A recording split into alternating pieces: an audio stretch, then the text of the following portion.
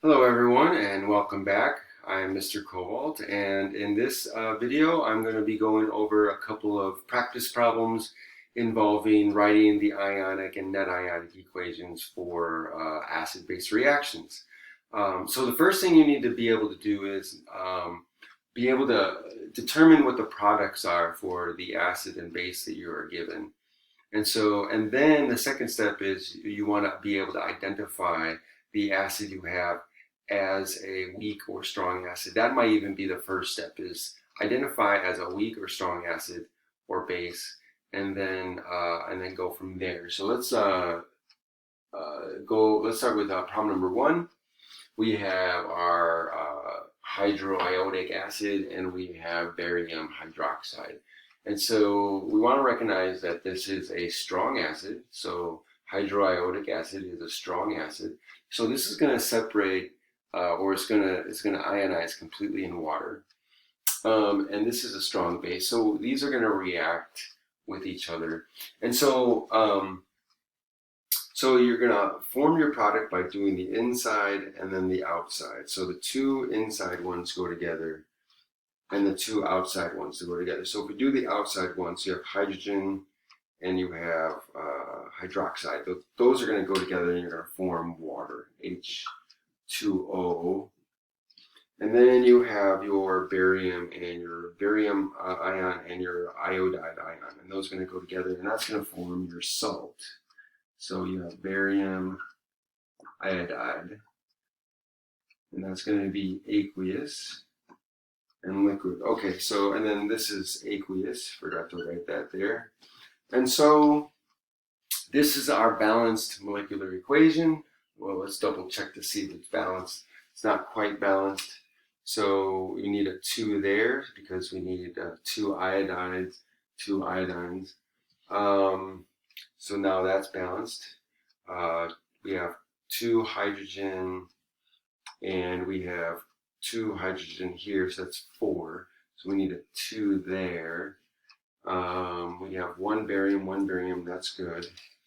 And so what about the oxygen? So we have 2 oxygens and we have 2 oxygens. Okay, so now it's a balanced equation. So this is going to be our balanced molecular equation. So now we have to go to the complete ionic equation. And the complete ionic equation is going to be where we separate the ions into any aqueous we're going to separate that. If it's a strong acid, and we have a strong acid here, so we're going to separate that. This is a strong base, that's going to separate, and then that's going to separate because it's aqueous. So we're going to separate the ions, so it's going to be 2H plus aqueous plus, and then 2 iodide ions, aqueous. And now we do the barium hydroxide, so it's going to be barium 2 plus aqueous. And then we have 2 hydroxides here, so we're not going to keep the subscript. The subscript becomes a coefficient, so it's 2 hydroxide ions, aqueous. Okay, and now we're done with our reactants. Now we go to our products. So the water is going to stay together because of the liquid, so we're not going to separate that into ions. So it's going to be 2 H2O liquid.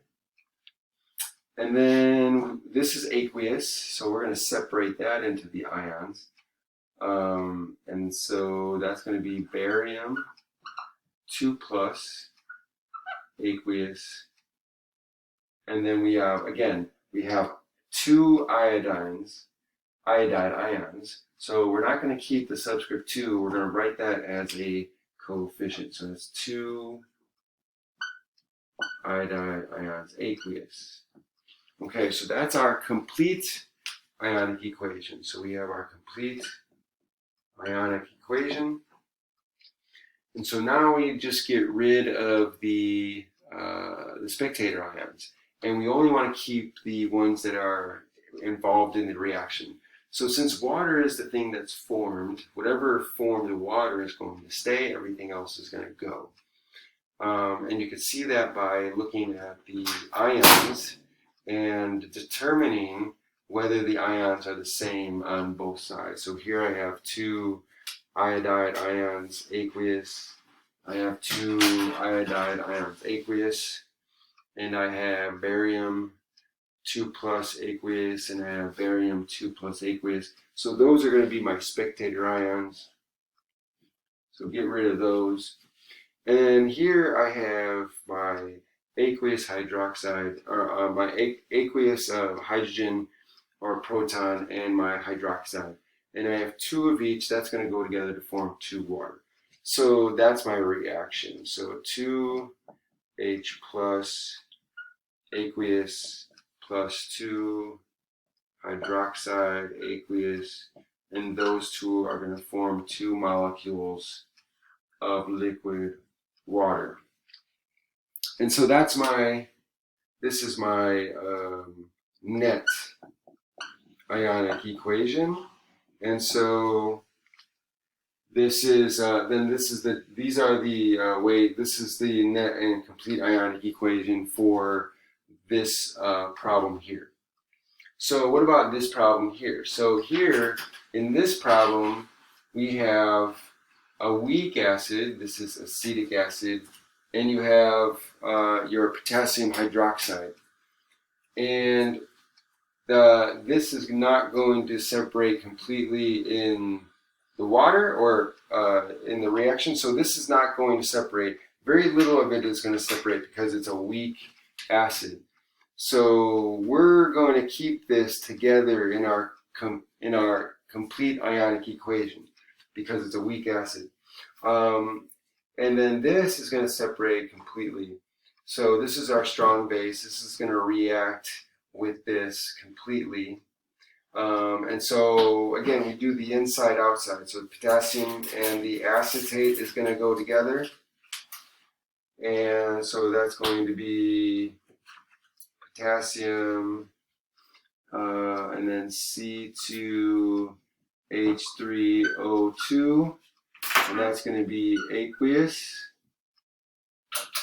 And then the outside go together, your hydrogen and your hydroxide go together, and that's going to form water, H2O liquid. Okay, and this is aqueous. I forgot to put that there. And so this is this is going to be the balanced molecular equation. So we need to make sure we balance this so that we have hydrogen and the one hydroxide that's going to form water, that's balanced. And we have one of these each, so that's balanced. So this is a balanced equation. And so we have we have our balanced equation, and now we need to write out the complete ionic equation. And so the complete ionic equation is going to be, we're going to keep this together because it's a weak acid. Again, this hardly separates. So we're just going to keep it together in our complete ionic equation, CH2H3O2, and that's aqueous. So we have all of this together. This molecule stays together and it's dissolved in water. That's why it's aqueous. It's not separating into its ions. It does separate, but a little bit. So this is going to stay together. And this is going to separate. So we have K plus aqueous plus OH minus aqueous. And then this is aqueous, so that's going to be separate. So we're going to write that as K plus aqueous plus C2H3O2 minus aqueous. And then the water stays together. So that's H2O liquid. So this is our complete ionic equation. And you'll notice the difference between the strong acid and the weak acid is that the strong acid separates completely into its ions, whereas the weak acid we keep together in the complete ionic equation. But the base separates. Okay, and so in your net ionic equation, we're going to eliminate the spectator ion, and the spectator ion is identified by the fact that it doesn't change from one side to the other. So look at the potassium. We have potassium ion here, and then we have the potassium ion here. So that is going to be our spectator ion. So get rid of that. The rest of it is not the same on both sides. So hydroxide is not the same. We don't have that the same on both sides. This is not the same on both sides. And of course we have water. So everything else we keep. And so the net ionic equation is HC2H3O2 aqueous plus your hydroxide ion aqueous, and that's going to go to your acetate ion aqueous, and you've got your water liquid. And so that is going to be your net ionic equation for the weak acid. So anytime you have a weak acid, the weak acid is not going to separate into ions. Your strong acid is going to separate into ions. And so that's going to determine what your net ionic equation, your complete ionic equations are going to look like. I hope this was helpful, and if you like this video, go ahead and like it, share the video with your friends, subscribe to the channel, make a comment in the comment section, let me know what you think, and ring the bell so you can get notifications for any new videos I put out. Thanks for joining me, and I'll see you next time.